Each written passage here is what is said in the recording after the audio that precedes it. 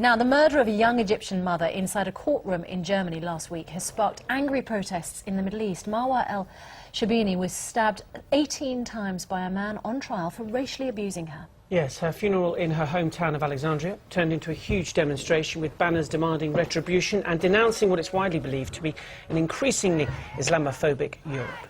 Well, Yvonne Ridley is a journalist who converted to Islam, joins us now, along with Douglas Murray, the director of the independent think tank Centre for Social Cohesion. Very good morning to you both. Good morning. Yvonne, what does this terrible story tell us about the way that Islam is perceived? Is it a terrible individual incident, or does it tell us something more broadly? It's a very sad indictment on the attitude of the Western media. This story went right across the Muslim world, and if you went onto Facebook, there's a page for her with more than 300,000 people who've joined, but the Western media just ignored it, in sharp contrast to the Theo van Gogh killing a few years earlier, which was headlines everywhere.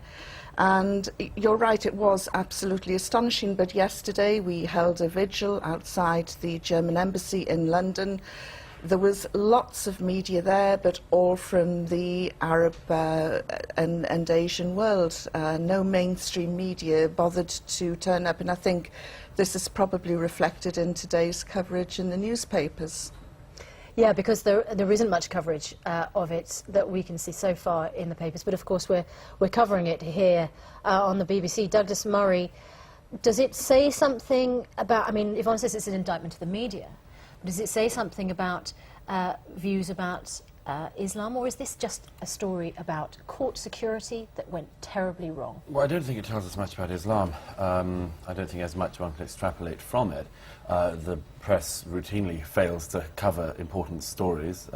The Theo van Gogh murder, which Yvonne mentioned, was, of course, particularly shocking because there was a film director hacked down, beheaded in the streets of Amsterdam for making a film.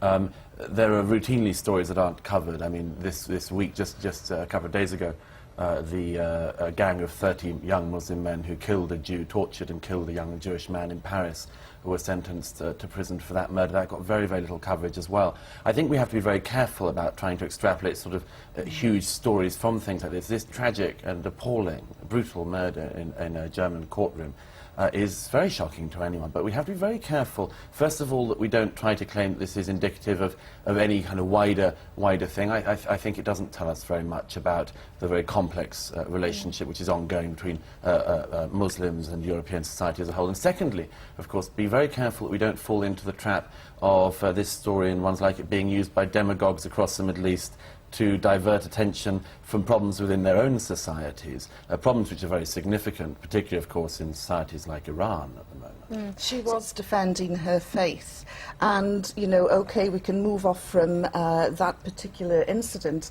in Germany, but we have the slaughter of the Uyghurs, the Muslim Uyghurs, in China. Now, if the Uyghurs were Christian, I think we would have seen or heard a lot more. Douglas has made reference to Iran, but at the G8 conference, the Chinese leader left early because of this unrest in his country. Barack Obama didn't say one single word about, and hundreds, literally hundreds of Uyghurs have been killed by government troops. And yet, again, there is no outpouring in the Western media. Had the Uyghurs been Christian or a different faith, I think we would have seen something different. We have to beg to differ on this. Yvonne, you of course work for Press TV, which is an arm of the Iranian government. The Iranian government has been murdering Muslims in recent weeks. The Iranian government has been doing so with impunity and without any criticism from the channel which you work for. I think it's quite rich to come on and complain about not complaining about the murder of Muslims in China and fail to complain about the murder of Muslims in Iran. We're talking about something completely some of us continue to believe that it's important to condemn the killing of Muslims, whether it's committed by Muslims or non-Muslims. Can I just, to draw us back to the issue of this woman in the court, do you take any comfort, Yvonne, from the fact that she was, I mean, obviously what happened was dreadful, but she was in court and somebody was being prosecuted for racial abuse, And is that in itself a sign that that sort of thing is taken seriously? It was on her initiative. She was suing him for defamation. And again, when people like Douglas speak out, and I saw an interview you did just a few days ago about the burqa, saying that it's being very critical about it. When people like Douglas speak out about the way that Muslim women dress, about the burqa, about the niqab, about the veil, what always happens is you fuel and radicalise these idiots out there who are racist, who are Islamophobic, and they see women like me, they see women like Marwa, and they think that they can just attack them and verbally abuse them, quite a serious physically. charge Well, to lay. it is. So let's let Douglas and respond you to will that. see every time there is a story about the burqa or the niqab or the veil critical towards Muslim women, you will see through the Islamic Human Rights hang on, Commission Yvonne, figures increasing on attacks we on haven't got Muslims. much time. Douglas, I think it's important to respond to that. First of all, as I repeat, I've condemned this. Of course, any decent person would condemn a brutal thing like this.